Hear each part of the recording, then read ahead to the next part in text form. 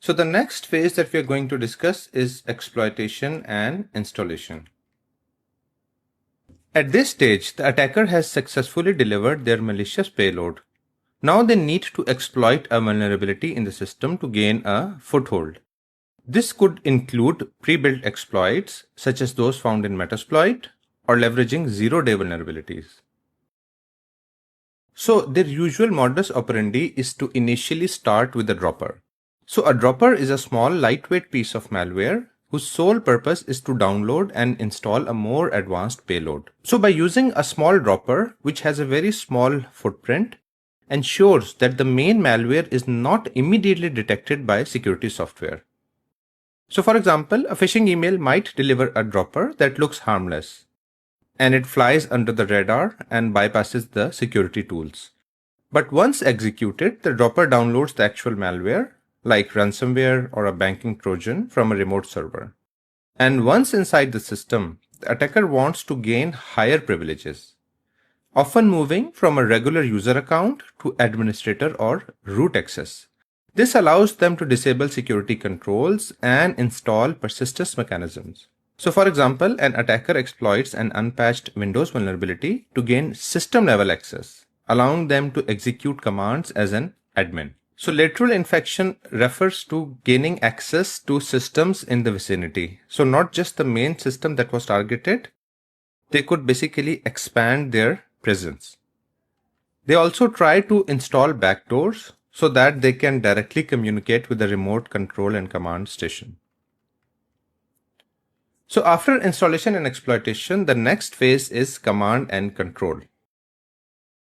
So at this stage, the attacker has successfully compromised the system and gained a foothold. But to maintain access and execute commands remotely, they need a communication channel.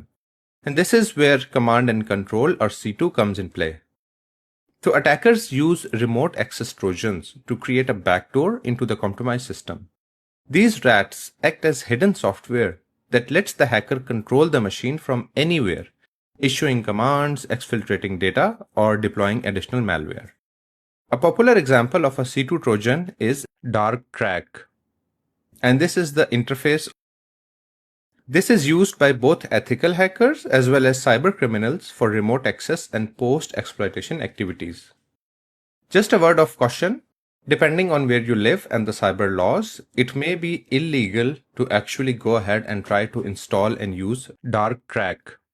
However, it's still useful as a cybersecurity specialist to understand how it operates so that when you're working on the other side, the side of the good guys, you know what to look for and how to block these attacks. So for example, in this GUI, you can see the active TCP connections that the control center reveals for the attacked system. So it shows the local ports. So for example, which ports are open locally and where are they communicating with on the remote servers and which remote ports. The status of the ports, the process IDs.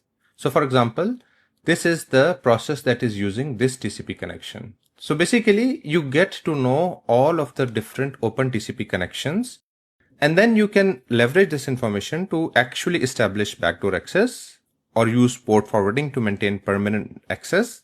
And they can even set up proxy connections to disguise traffic. So for example, if an attacker sees an open RDP port 3389, they could use it to remotely control the machine. In addition, we also have the process manager. So the process manager allows the attacker to see what are the running processes. So for example, they can hide the malware inside SVC host, right? They can even use process manager to identify what kinds of security tools are currently working and use that to block or terminate those security tools. And very important is this file management interface. So through the file management interface, the attackers are able to transfer files. So they can browse victims' files, they can upload or download files silently, they can even delete or modify files. So they can steal confidential documents, passwords, or databases, or they can even plant additional malware or ransomware payloads by using the file management tab. And finally, there is the surveillance tab, which allows them to log keys.